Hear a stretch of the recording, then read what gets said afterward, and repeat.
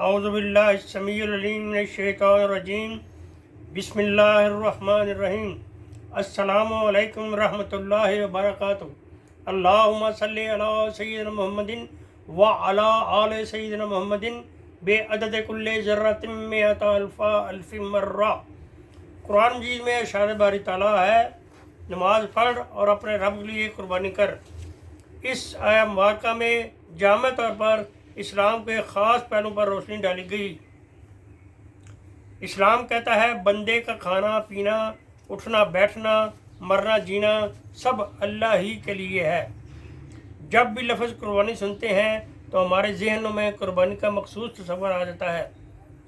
قربانی کا لفظ قرب سے نکلا ہے۔ اللہ تعالیٰ کا قرب حاصل کرنے کے لیے جو کام کیا جائے یا جو نظر پیش کی جائے وہ قربانی ہے۔ ہمارے پاس جو کچھ بھی ہے وہ اللہ ہی کا دیا ہوا ہے، لہذا اسی کا دیا اسی کے حضور پیش کرتے ہیں کہ اے پروردگار ہماری طرف سے قربانی قبول فرما۔ یہ نذرانہ قربانی اس لیے ہوتا ہے کہ عام زندگی میں انسان اللہ کی راہ میں کچھ دینے کو تیار نہیں ہوتا۔ ہمارا دین اسلام ہے اور اسلام کا مطلب یہ ہے اللہ کے حکم کے آگے سر تسلیم خم کر دینا، اللہ کے حکم کی تعمیل کی خاطر ہر وقت بڑی سے بڑی قربانی دینے کے لیے تیار رہنا۔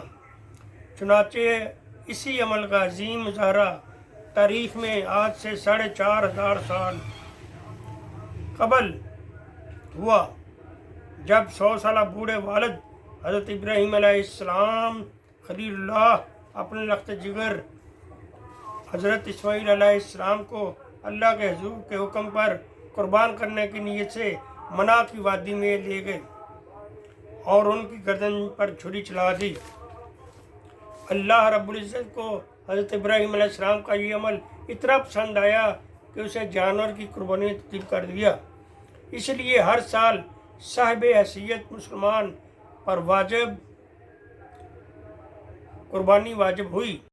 حضرت ابراہیم علیہ السلام کی اس عمل میں اللہ تعالیٰ کی خوشنودی کے علاوہ کوئی دوسرا مقصد نہیں تھا۔ قربانی کا اصل مقصد حاصل کرنے کے لیے ہمیں سب سے پہلے قربانی کے فلسفے کو سمجھنا چاہیے اور اپنے کسی شے کو اللہ اور رسول اللہ صلی اللہ علیہ وآلہ وسلم سے زیادہ عزیز نہیں رکھنا چاہیے۔ وآخر دعوانا ان الحمد للہ رب العالمین۔